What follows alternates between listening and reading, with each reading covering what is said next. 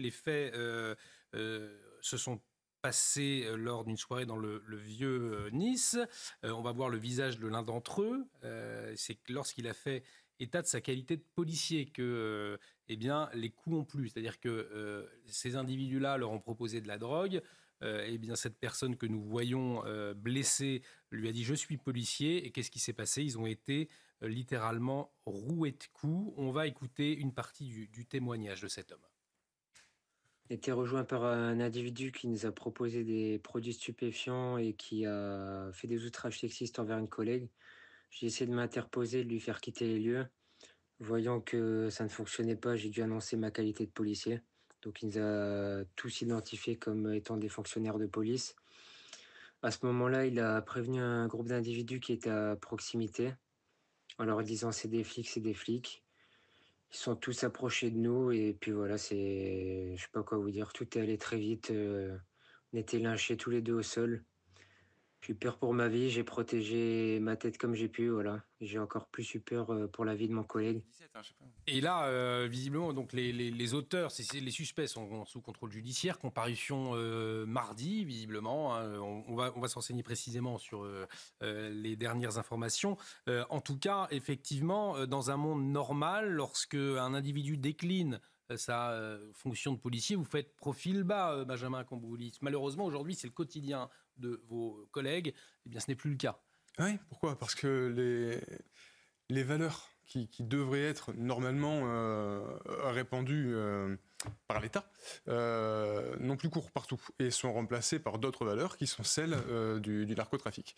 Donc le rapport à la violence, il est différent, c'est-à-dire qu'on n'a pas honte d'avoir été violent, d'avoir cédé à une pulsion de violence, hein. On s'enorgueille d'être le plus violent possible, on brandit ça comme un totem, notamment sur les réseaux sociaux. Vous savez que toutes les rixes, toutes les bagarres ultra-violentes avec des hachettes qu'on voit entre jeunes en ce moment sont diffusées parce que c'est une manière de monter un petit peu, hein, de montrer qu'on a une forme de crédibilité dans ces milieux de violence. Donc pour eux, c'est normal. Pour eux, c'est normal de fonctionner comme ça parce qu'on a laissé la place, donc ils l'occupent. Exactement, il faut un électrochoc, c'est ce que martelait le garde des Sceaux, le Didier Migaud, il y a quelques jours quand il était à Marseille. Ma main ne tremblera pas, voilà ce qu'il avait assuré. Effectivement, on peut s'interroger aujourd'hui, puisque la main qui ne tremble pas, c'est bien celle des voyous aujourd'hui, Louis Dauphren. Alors il est vrai qu'il y a quelques années, moi je me souviens lorsque j'étais jeune, si vous voyez un gendarme ou un policier à un rond-point, tout de suite vous aviez les mains moites, vous mettiez très vite votre ceinture si ce n'était pas fait, vous teniez droit. C'est fini tout ça. La peur du gendarme, la France l'a perdue au fond aujourd'hui. Mais la France a perdu la peur du gendarme, la France a perdu le respect de l'autorité. Vous le trouvez aussi dans l'éducation nationale, vous pouvez le trouver dans quantité de domaines. La problématique, c'est qu'il faut une volonté politique urgente pour resacraliser l'uniforme de policiers, pour, par là même, diaboliser toute forme d'atteinte. Et effectivement, on parlait de tout ce qui peut être reproché à la police au niveau politique. Encore une fois, ce discours-là entraîne une banalisation des agressions qui sont faites à notre endroit, tout simplement parce qu'elle est légitime en expliquant que nous sommes en tort, nous sommes responsables des climats de violence, donc il est légitime de s'en prendre à nous. Il faut impérativement briser net ce type de raisonnement et imposer des réponses pénales immédiates qui sanctionnent vraiment fortement. Bruno Retailleau, d'ailleurs, pour la petite histoire, très apprécié par ses équipes. Hein.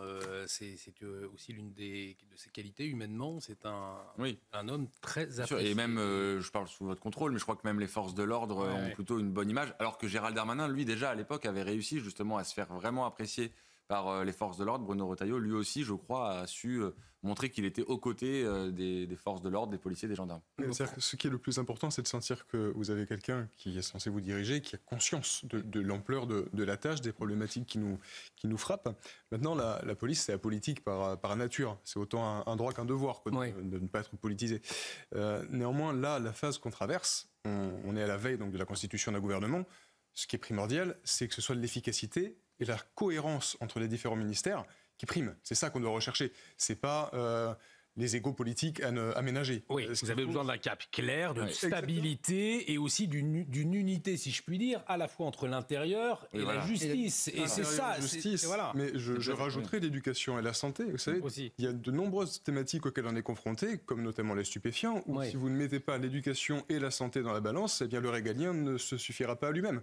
Donc, au moment de constituer un gouvernement, il faut prendre en compte qu'on a besoin d'une action globale pour relever la situation sécuritaire et sanitaire du pays. Et de la stabilité, puisqu'on y reviendra certainement tout à l'heure, mais cette affaire à Nantes qui est absolument incroyable, vos collègues qui sont particulièrement en colère, puisqu'il y a eu une grosse opération qui a été menée, RAID, BRI mobilisé sur le terrain pour aller chercher des cambrioleurs très dangereux. Alors on n'est pas sur des voleurs de bonbons, vraiment du grand banditisme. Et bien qu'est-ce qu'il s'est passé après cette opération? Ces délinquants ont été relâchés. Ils sont en liberté, donc ils peuvent tout à fait partir, ils peuvent commettre d'autres délits, puisque ce sont des individus réputés dangereux.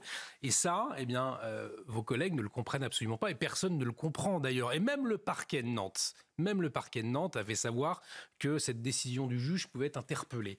Et c'est cela aussi, c'est cette stabilité qu'il vous faut, travailler main dans la main avec la justice. Bien sûr. Et ce qui est capital, c'est de retrouver la lisibilité de la justice. Alors vous dites que la police ne peut pas comprendre ça. Je pense sincèrement que la majorité des gens ne peuvent pas comprendre ce type de configuration. Oui. Ce qu'il nous manque, c'est de retrouver ce qu'on appelle l'idée de justice. C'est-à-dire une idée commune autour de laquelle, comme valeur fondamentale, le peuple se soude, l'idée de justice. Là, elle est déconnectée, objectivement, la manière dont la justice est rendue de ce qu'en attendent les Français, de ce qu'en attendent évidemment les policiers, mais les Français au sens large.